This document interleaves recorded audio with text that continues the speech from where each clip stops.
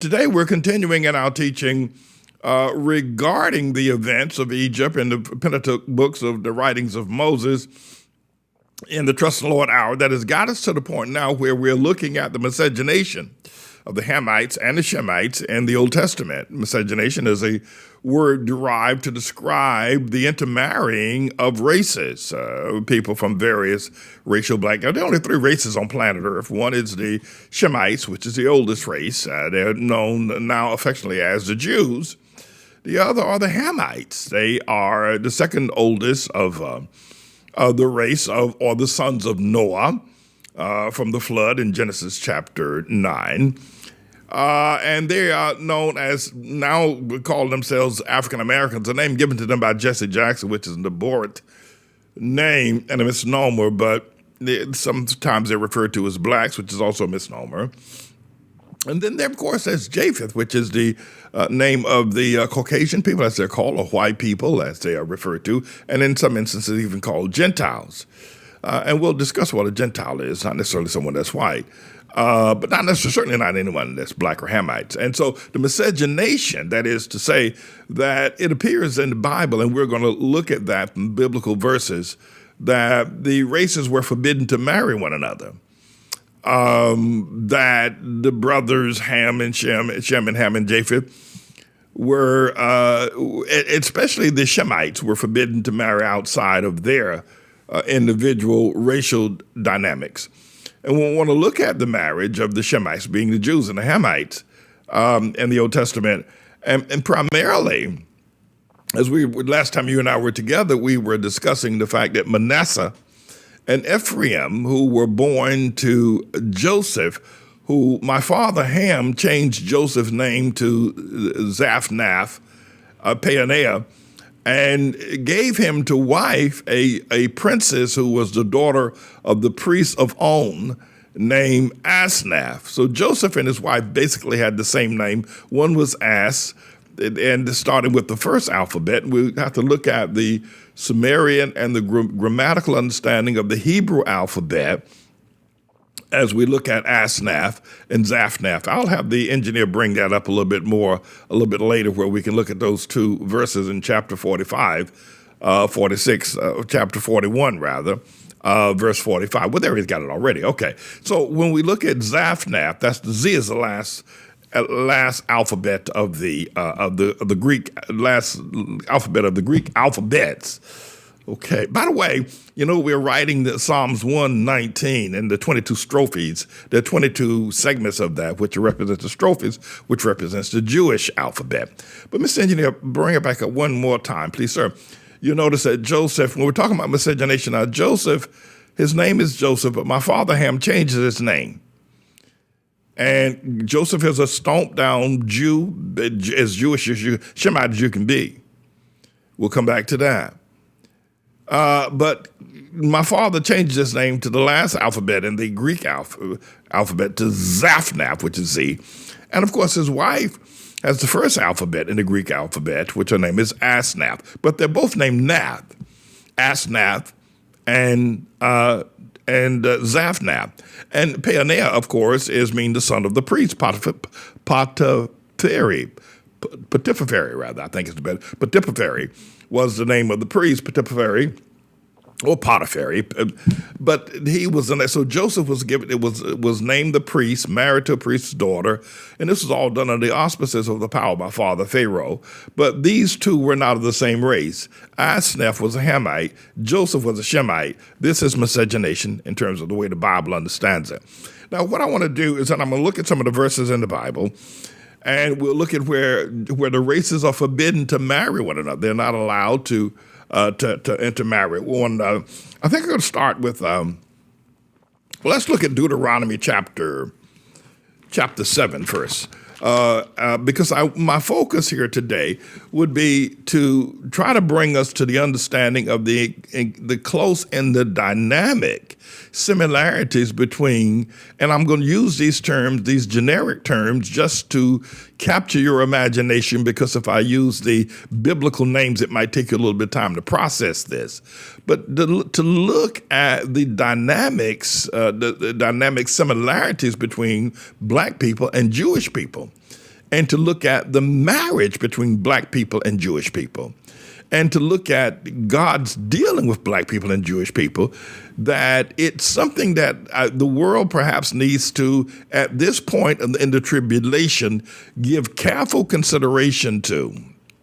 And I think that we might want to have the elder LaFleur and others in the school system began to do this, because we as Dr. Hartfield moves forward in her establishing of more of our school systems and our students graduating into a greater education understanding, that it becomes our responsibility as those who are members of the righteous, of the elect, to point out the similarities, the dynamic similarities between the blacks and the Jews. At some point later on, either today or in another lesson, I'll get to, but why is there such a difference between those two when they have been married for so many years? And at some point, it even appears that even though God has forbidden miscegenation, at least for Jews marrying others, that he has allowed the miscegenation of black people and Jews to marry. And he's done some wonderful works with the marriages of blacks and Jews. This is a phenomenon, a teaching that whether it's been covered up or historically missed, we don't know.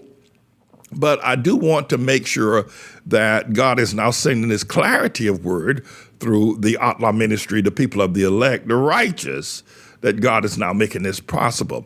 But let's look at the genesis, if you will, of the proclamations whereby miscegenation was pronounced and that intermarrying was not allowed. If we go to Deuteronomy Chapter 7, and we're going to be looking at several chapters in Deuteronomy,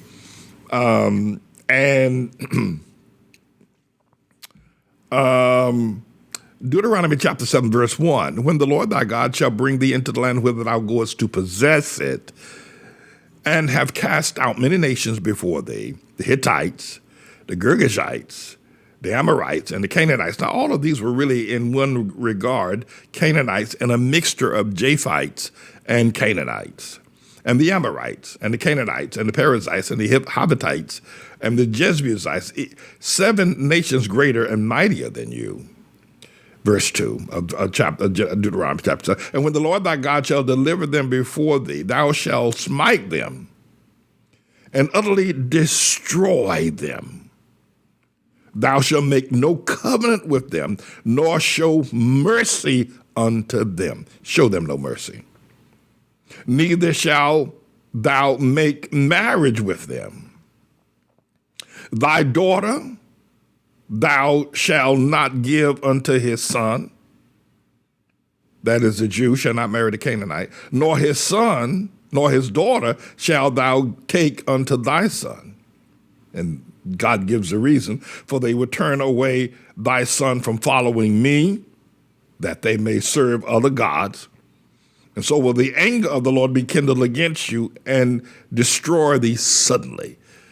So we see here in Deuteronomy, the second given, as they're getting ready to go into the promised land now, God is saying to don't marry Canaanites. He's saying to the Jews, do not marry black people. And that's a generic, it's a modern and contemporary term. I would prefer to say God is saying to the Shemites, don't marry the Hamites. Or Canaanites. Because we're Canaanites, but Hamites, obviously, and there's one generation removed. And that was that. And they were told to do it. And God said, if you do it, I will come and demonstrate my anger against you. Don't you let your sons marry their daughters, and don't let our daughters marry their sons. And that's clear. Okay, and then Moses later on relents and gives a bit of an opportunity for them to get married. But it's important for us to realize that now, if we go back to Moses is now talking post the time when Joseph, who was a Shemite, married Asenath, who was a Hamite. He's also talking post the time when Abram had sexual intercourse with Hagar, Abram being a Shemite and Hagar being a Hamite. And we're going to look at the biblical men of great character and renown that were Shemites that married Hamite women. And that Hamite women have become extremely powerful in the influences of biblical history and biblical dynamics, the Hamite woman has become an extraordinary person. And out of the Hamite woman was born the tribe of the Muslims that we now understand as Ishmael, not Israel, but Ishmael. And God was careful to name the son of Hagar in Genesis chapter 16. He was careful to name the son of Hagar and Abraham, though Hagar's son did not get the lion's share. He did not get the anointed blessing to be in the line of the blessing, if you will, for to be a Jew. He did get the name Ishmael, which is just an alphabet or two away from Israel, which ultimately Jacob was not born Israel. That was not what his father Isaac named him. When Jacob was born, his father and his mother Rebekah named him Jacob. It was God later on at the Jabbok that named Jacob Israel. So when we look at Israel and we look at the father of the 12 tribes of Israel, and we look at the now father of the Muslims, which is Ishmael, we see the similarities.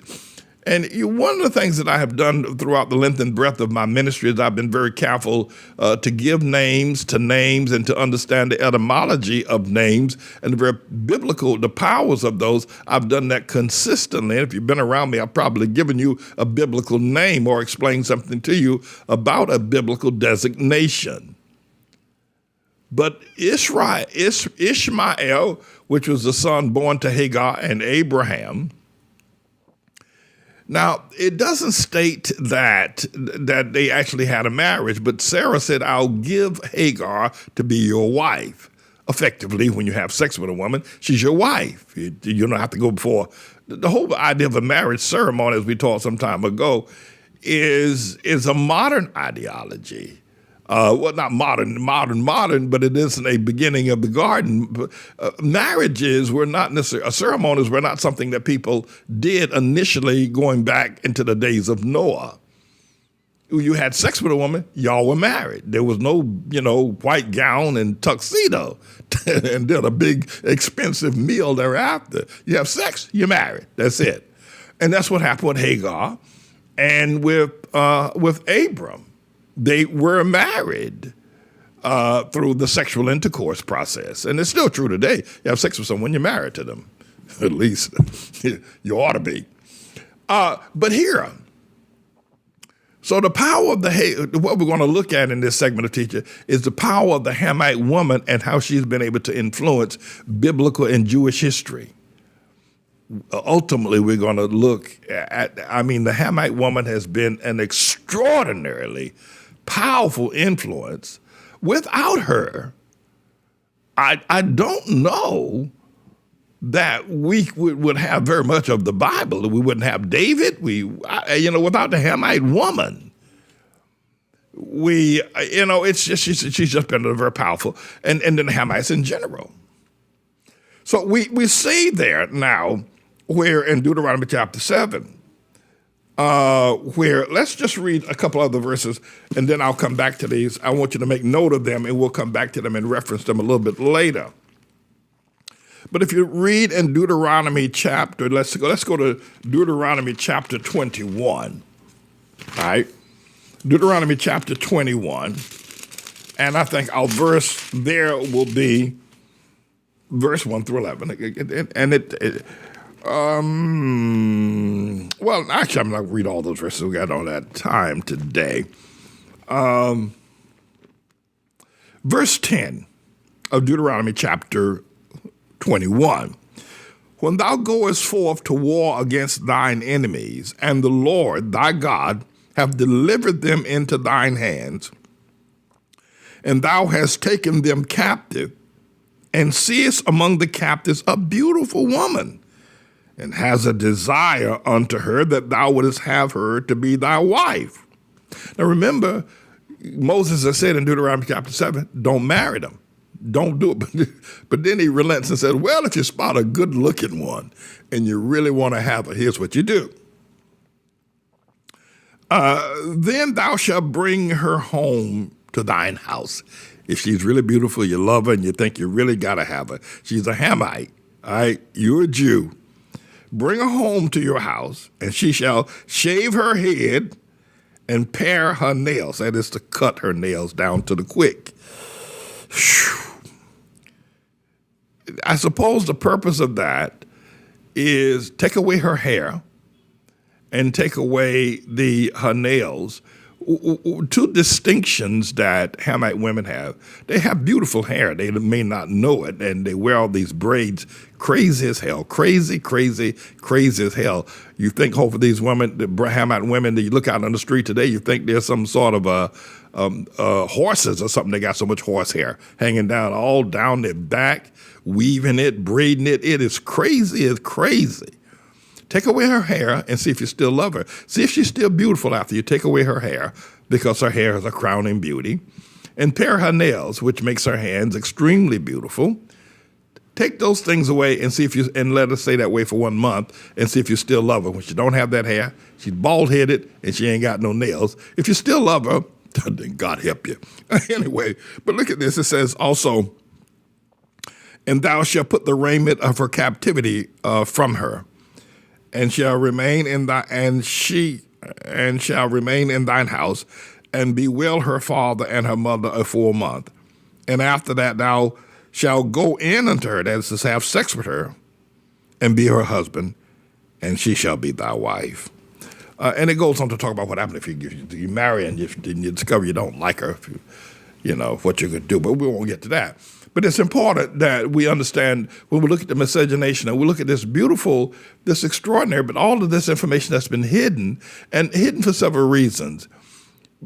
Hamite people, black people, have become so spiritually, emotionally violent people that you can't bring this truth. We were stating in one of our earlier lessons that, why is it that we're not hearing, about my father Ham, about his great powers, and about Canaan, his ownership of land? Because Hamite people are an emotionally violent and spiritually violent people.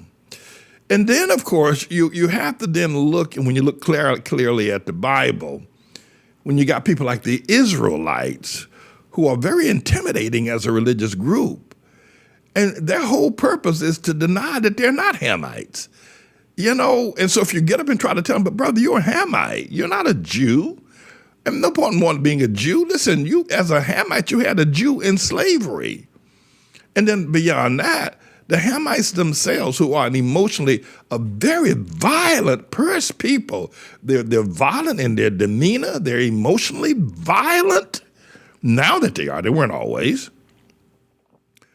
But in order for a teaching like this to go forward, you can't teach what I'm now teaching until the teacher and the students are willing to admit that it was God's will that black people, Hamites, would be slaves in America and in Europe, that it was prophesied, and that get over it, stop all the anger, erase all the civil rights, erase all of that black history, all that talk, all that, erase it. It is non-productive. It is anti-God. God ordained you to be slaves. There's a caveat here. We can look at Hamite history, but it needs to be in light of Hamite history, not in light of racist, if you will. The white man had me as a slave. He's a barbarian. You have got to be able to have the Hamite people accept that. And they're not going to do that. They're not going to do it. They're not going to do it if I teach it. They're not going to do it if Jesus teach it. They're not going to do it. It takes a certain level of understanding and righteousness to accept that. And they're not going to do it. They're not going to do it. Jesus will come back and they still won't do it. I can tell you that now. However, there are some that will. But so the reason these messages I'm now bringing have not been taught is because anyone who gets up and teach them, they will kill you. If you get up, if a Japheth man gets up, or a Jewish man gets up, Shemite gets up and says, God ordained that y'all were supposed to be slaves and you ought to accept it and praise God for his word and accept the will of God. They're going to kill that Jew and they're going to kill that Japheth man and they're going to kill his family and then they're going to march and burn down every damn thing in the ghetto. That's what they're going to do. They're not going to accept it. They just aren't going to accept it. I just prayed the other day, you have to think about what it is to be me, to wake up every morning being me, having the truth, knowing this and watching all these ignorant house Negroes, all these ignorant big dummies of Hamite people come at you all day long, whether they're in the mayor's office or whether they're in Congress or whether they're LeBron James with a damn basketball. You have to wake up every day and look at this unprecedented fertilized ignorance. I mean, it's a scream. What little hair I have that I don't pull it out. However, the biblical truth. Here it is. I'm showing it to you. Hamite women and Jewish men have made great contributions in miscegenation or marriage to humanity. And without them, I don't know that we would have the world. I don't know we would have Jesus. I don't know that we would. Remember, Jesus was born of the house and lineage of David. And that's why he had to go down to Bethlehem. Without that Hamite woman, Ruth, who was a Hamite, I don't know that, but try to teach this to them big dummies who call themselves the LeBron James or the I don't know, the Van Jones or the Michael Eric Dysons or these big dummies. I mean, these emotionally violent people, spiritually, you come into their presence, you feel their anger. They're full of hate and hell. Just walking in, saying anything to them, give them a cup of coffee. They're still angry as hell. But the truth of the matter is here in the Bible. But the reason why I will not be taught, and I don't want to self-prophesy, fulfilling prophecy here, the reason why, what I'm saying is not going to go very far. It'll reach the people that need to hear it, and that'll be good. But it will not become a world-class revelation, releasing the angst and understanding and praising the relationship between the Jew and the black man or the Shemite and the Hamite. It's not going to go there. You're going to have a world war. Because the Hamite man, he gonna raise pure natural born hell if you tell him he was supposed to be a slave. Then you have to look at all the other stuff for the hundreds of years that he has had. He's gone in the wrong direction. He's killed his children. He's killed his sons and each other because he's gone in the wrong direction. He's not gonna repent. However, for those of us who are biblically righteous of the elect, that this teaching is for you. So now we're looking at the fact that the Hamite woman, in a very powerful way, if a Jewish man sees her, though Moses said don't marry her, but if you see her and she's sort of stomped down good looking and you just got to have her, bring her home. Don't have sex with her first. Don't have sex with her. But Abraham had sex with and relationship with Hagar. And Joseph, I don't know that Hagar, that Pharaoh just gave Asnath to Joseph. I think Joseph spotted her, and said, "Whoa, who is that?" Somebody said, "That's the priest's daughter, man. Don't be googly eyeing her." Joseph said, "But I like her," and Pharaoh gave him, and they got married. But she was a Hamite. She was a black woman. She was an Egyptian, and they got married, and they had two sons, Manasseh and Ephraim. We'll talk more, maybe not in this lesson, but in the lesson to come, about how God just went ahead and accepted Manasseh and Ephraim, even though their mother was a black woman, a Hamite. And so we look at the close relationship between the Jews. That's another verse I want to read as well. Did I read verse 21, chapter 21? Let's read chapter 25. Chapter 25 of Deuteronomy. And wait till we get to Samson and Solomon. Let's see, verse 5. Oh yeah, I'm sorry. This is a different verse. In my research, I came up with this verse. That's just I got it. I might as well read it. It's interesting. Deuteronomy chapter 25, verse 5. If brethren dwell together and one of them die and have no child, the wife of the dead shall not marry without unto a stranger. Her husband's brother shall go in and imagine it, let's say, for instance, your younger brother, right? and you got an older brother, right? He's older than you. His wife is older than you. And then all of a sudden, he doesn't have any children. And then your older brother dies. He croaks. He kicks the bucket. Well, guess what? Moses said it's the younger brother's job to marry his older brother's old wife. I think at that point I'd be ready to leave the Jewish nation. I said, that's it. I ain't marrying that old woman. Plus she was sleeping with my brother. I ain't do no, not me. I'm gone. I'll see y'all later. And a couple of guys wouldn't do this. We'll get to that a little bit later on. There a couple of guys wouldn't do it. And then they caused a whole lot of other stuff to go on in the Bible. But they said, you got to marry the dead, the wife of the dead shall not marry until a stranger, her husband's brother, shall go into her and take her up to be his wife. This has nothing to do, well, it does have a little bit to do. And perform the duty of the husband's brother unto her. I don't know if I'd go for that one. I'd probably, at that time, I'd lose my Jewish religion. Now, the other thing I think you need to understand, we would talk about the powerful influence of the Hamite woman.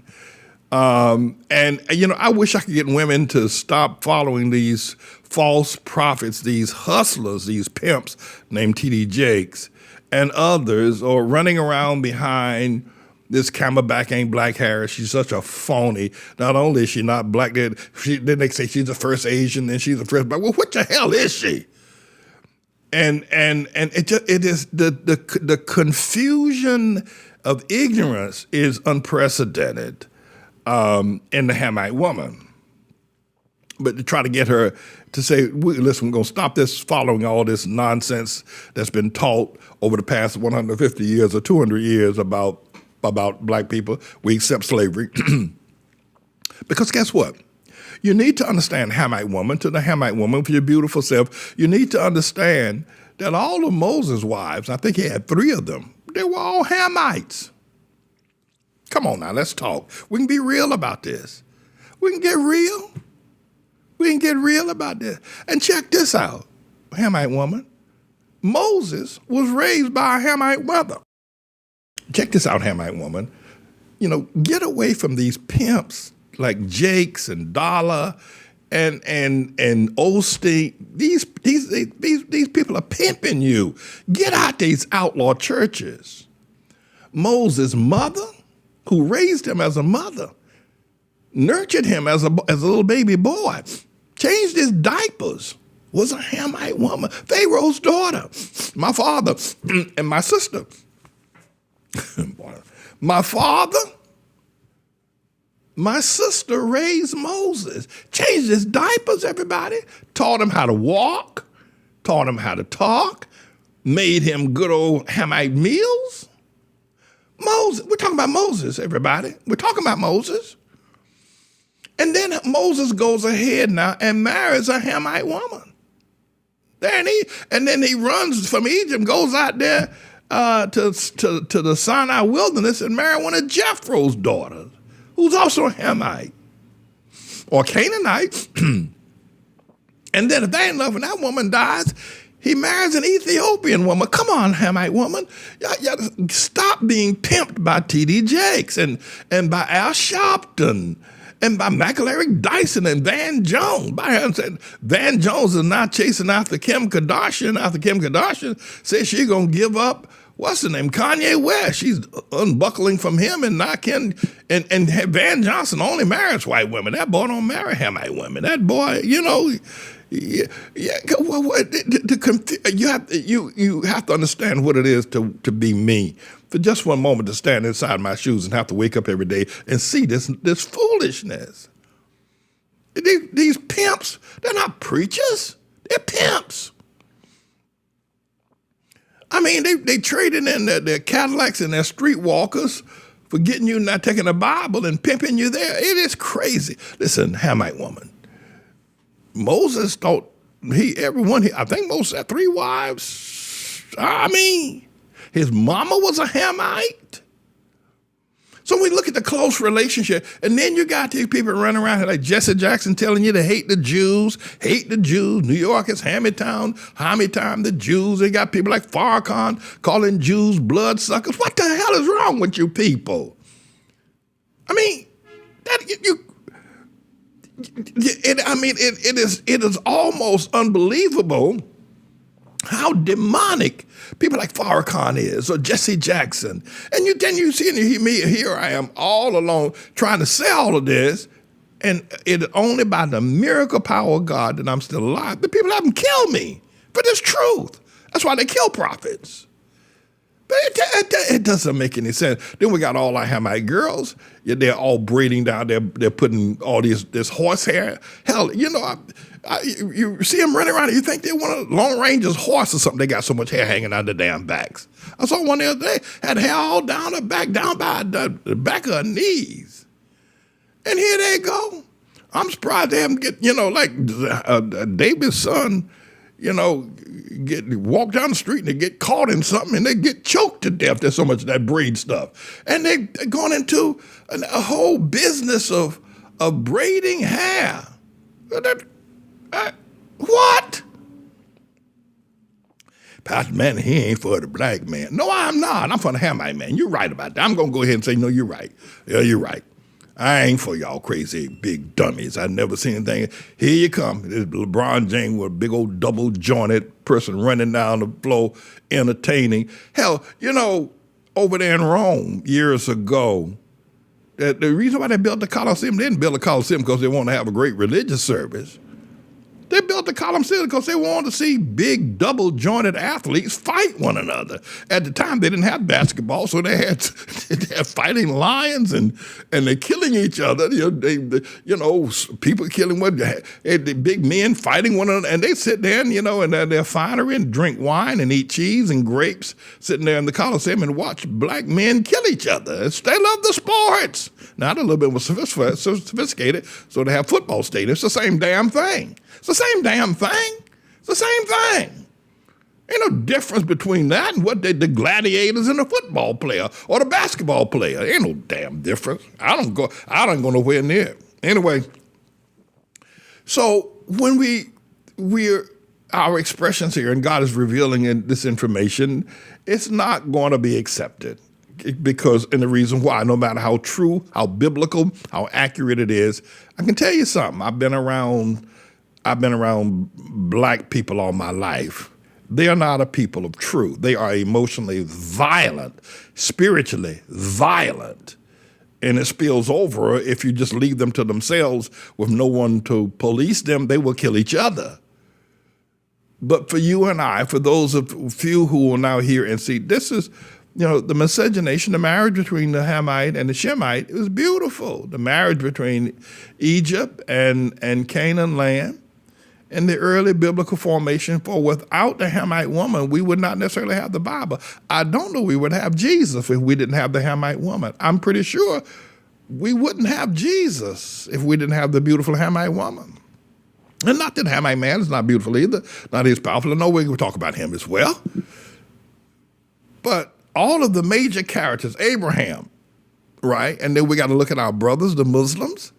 Now we're not going down that ATLAH road. I ain't going down there. Now, when God first spoke to me, ATLAH, I didn't want to say that because it sounded too much like Allah, but I ain't going that way. Allah he ain't God. He ain't nowhere near God. So they got all that wrong. We got to teach them. But on the other hand, they're our brothers. And because Ishmael, Abraham and Hagar, and then you got Manasseh and Ephraim, two black men who became a part of the 12 tribes. And I will look at it probably in another teaching, whether or not they could have gotten to the 12 without the aid of Asnath and Zaphnath, or Joseph and Asnath. We're going to examine that. And wait till I get to the point where perhaps the most powerful woman beyond Bathsheba in the life of Solomon was Sheba. And Solomon got a thing for Shebas, right? Come on now. Come on, let's talk. Solomon got a thing for Shebas. He married he Bathsheba after he took her from Uriah, but he also had this Sheba woman from down there in Ethiopia, fell in love with her too. These are Hamites. These are all Hamite women. This information, so we raised the question, why isn't this information being taught in the seminaries? Why isn't it being taught, throughout the Jewish culture and throughout the Hamite culture? Why haven't we had this information to be a guiding light to bring together the races? One reason and one reason only. It is because the Shemites are against it. It is because the Hamites do not want to admit that they were ordained of God to be slaves. And again, go back to the Israelites. You got these Israelites standing on a corner talking about they're Jews when they're Hamites. And they you spell it to be a Hamite, they're a Jew. They ain't got enough damn sense to know. We're the Jew. We're the real Jew. I swear. You look at that. You look at them. And so how you gonna teach this without having someone kill you, which is what they want to do when this kind of truth comes forward. Moses, Hamite women. Abraham, Hamite woman. Yeah, and on and on and go. So when we look at this whole matter, and we're going to continue to teach it rather, I want to then try to bring us to the deep closeness and the deep relationship and similarities between the Shemite, who is a Jew, and the Hamite, who was allegedly the black man or the African American, allegedly. We want to look at the deep relationship and the profundity of creating the Bible and the New Testament and the Old Testament as we understand it. That without the Hamites, there would, and the Hamites were the first to hold power. It was the Hamites that settled Egypt, and we'll talk about that as well. But the thing that we want to also appreciate and look at the similarities is that the Bible prophesied that the Hamite would be a slave in Genesis chapter 9, verse 25 through 27. The Bible also prophesies clearly that the Shemite shall be a slave in Genesis chapter 15, verse 13. Japheth doesn't get the honor of being a slave. He doesn't get that honor. In the early segments before you can get 15 chapters into the Genesis Bible, God makes the prophecy that Ham will be a slave, that Canaan, who's the son of Ham, will be, and that the sons of Abraham would be slaves.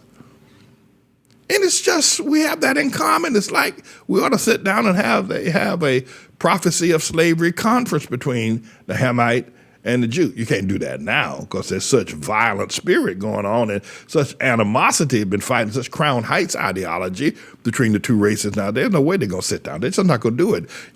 We do plan to go to the United Nations. We do have some things that this ministry will bring before the United Nations.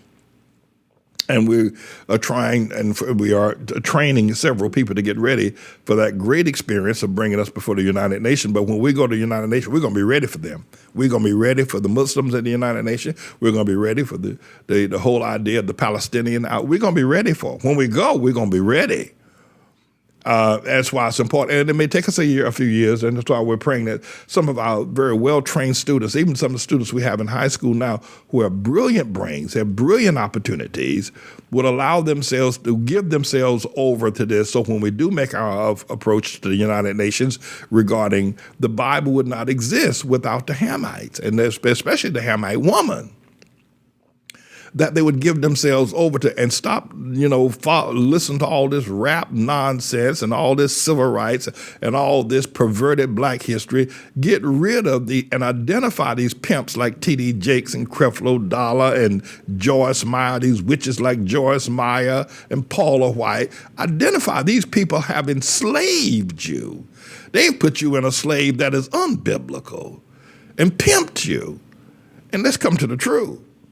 There's a deep, deep biblical marriage between the Jew and the black man in the Bible. And you may not like it, but ain't nothing you can do to stop it. It's there. It's stare decisis. For you legal people, look it up. And not just that, but both are founding fathers of the Old Testament. Without Hamite. I mean, you could say Abraham, but I've taught for years. When I first got this revelation, God first showed me the revelation that Abram wasn't half the man he needed to be until God changed his name and gave him my father Ham's name. I could not believe that God would say something like that to little old me. I do have a degree from Union Theological Seminary. You go over to Oxford, right, or Cambridge over yonder in Europe, in England, and you can ask them about their seminaries. They'll say, we got a good one, but the one that everybody on planet Earth talks about is Union Theological Seminary. That's the seminary. Or they got a seminary up in Harvard. They got one in Yale. But all the Harvard seminarians want to try to get to Union. I got a degree from there. They gave me a degree, stated I was a master of divinity and could stand on the world stage and discuss the religions of the world. They gave me that degree. So it's important that we understand that the founding fathers, without Ham, both Shemite and the Hamite, not the Japheth man, and I'm not here to persecute him, but he don't play a major role. The Japheth brother does not play a major role in any part of the Old Testament. He doesn't. It's Ham and Shem. They're the ones that do the major role. And God, I told you the thing that blew my mind was that God took my father Ham's name and added to Abram and made him Abraham. It blew my mind that God would talk to I'm not little old me, but that God would actually share that with me, and I shared it with the world. People haven't paid very much attention to it, but I've shared it with the world. Abram was nobody till God gave him my father Ham's name. And the Shemite and the Hamites are critical for the Bible. So they're the founding fathers of the Old Testament and the Bible in general. As I said earlier, Moses was raised by Hammach. Listen, Moses learned how to hang around his mother, who was a Hamite. She was a daughter of my father, Ham, Pharaoh. Moses was not raised by a Jewish woman. It's a great tradition among the Jewish people in a loving way and a nurturing way that a Jewish mother is something. Jewish mother makes chicken soup, and Jewish mothers raise Jewish men. But Moses wasn't raised by a Jewish woman, though he was a Jew. He was raised by a black woman. He was raised by Pharaoh's daughter. That did everything, and the child grew and brought him unto Pharaoh's daughter, and he became her son. And she called him Moses. Why isn't this being taught in the universities? Why aren't we teaching this in the United Nations? Why isn't this being taught in the churches around the world to bring the power of the Hamite woman and the Hamite man and the Shemite woman and Shemite? Why isn't this truth? Why is the devil has been so craft and empowered to hide this information from the people of the world? And he has done that. Well, the reason number one we'll find in Jesus, who said this is Satan's kingdom. You ain't gonna find this in these churches. These churches are Satan's kingdom. He's not afraid of you going to church as long as you don't do it on Saturday or Sabbath. Now the Jews still go, they still keep the Sabbath. Well, thank God for that. But the other thing is that the Hamites' blood is deep inside the Shemites. When Joseph and God, and I'll get to the fact that God allowed Manasseh, who were the sons of a black woman, to be a part of the 12 tribes. It is fascinating. It is absolutely fascinating, the history and the foundation of the biblical understanding and where we are because of the power of the Hamites. My father, Ham. And at some point, I want to be able to go to Egypt. I do, and I probably will go with a group, and then I'll probably go back on my own and maybe spend a month there myself, because you go to a tour group, they're going to just take you to the tourist places, try to rip you off, get as much money from you as they possibly can, and take you to the big sites, but they're not going to let you find the truth. If there's one reason why this kind of truth has never reached the ears of school children in ghettos or school children in Jewish synagogues or schools, is because of the very violent, the emotionally violent, and the incorrigible spirit of many of the Hamite men who reject the fact that God said you're going to be a slave. They reject it, and they're not going to accept it. You say, well, Pastor Manning, maybe if you teach them now, they're going to accept it. No, they're not. They're not going to do it. They don't think that they have to. And they're very comfortable. They love being violent. They love being ignorant. They don't want to accept it. I'll tell you what you do. Since you say I'm wrong about it, I'll tell you, next time you see a bunch of Israelites, since you're so smart, since you think you got it going on, next time you see a bunch of Israelites standing on a corner, go up to them and tell them, hey, homeboy, hey, what's up with you? Take the Bible out and teach them what I just taught you. If you get away with your life, if they let you walk away with your life, you're going to be blessed, or lucky, I should say. They ain't going to hear it.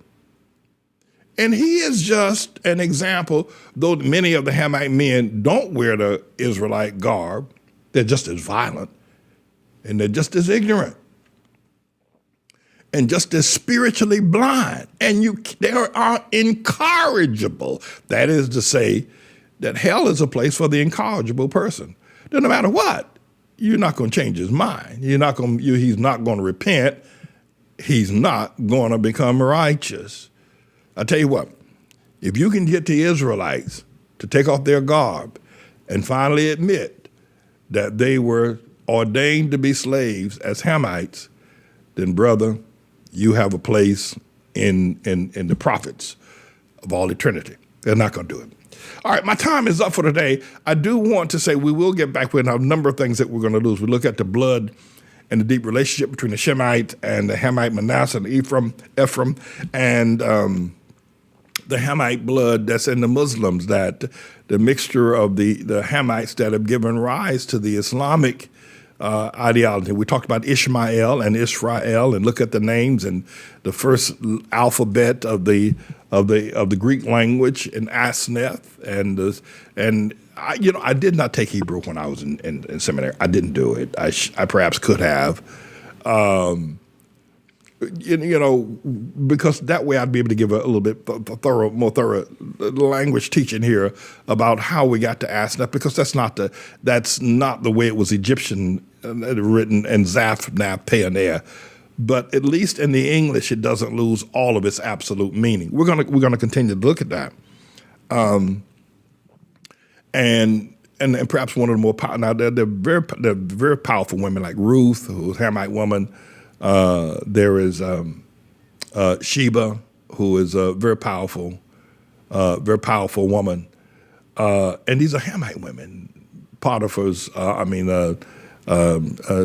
Moses, Pharaoh's daughter raising Moses. This is intriguing. And it is being released, and he that hath an ear, let him hear what God is saying. And it's being released because of the time period in which we're in, and it's been released because God has called ATLAH to be his holy nation, and we will be a nation of truth and wisdom and understanding. Now, don't get bent out of shape the fact that when you tell this to somebody, they want to cut your throat. It's not for them. God has not chosen them. They are not called. They are not a part of the process. They're not going to answer this call. But because ATLAH is a place that Jesus will return to, when he comes back, he's going to put his feet on 123rd Street. ATLAH. I don't care what's going on in it now. And that's why this information is being taught. And the urgency of this information ought to give us some sense of the urgency of the fact that the time of Jesus' return is getting closer as we go along.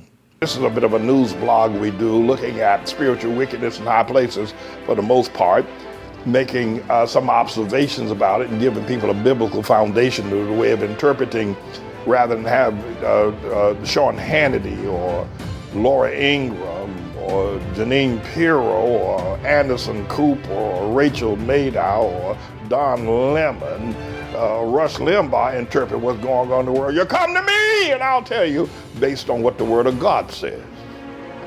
They'll just give you their worldly, sinful view. But the Manning Report will tell you what God has said, whether to say yea or nay, whether to go or to stay. You'll be led by the word of Almighty God. Come to the Manning Report on a daily basis. to interpret the spiritual wickedness in high places, because there's plenty of it that's going on. And so I am he. I'm the Lord's servant, James David Righteous Rebel Manning, and I'm here to serve you with news and information.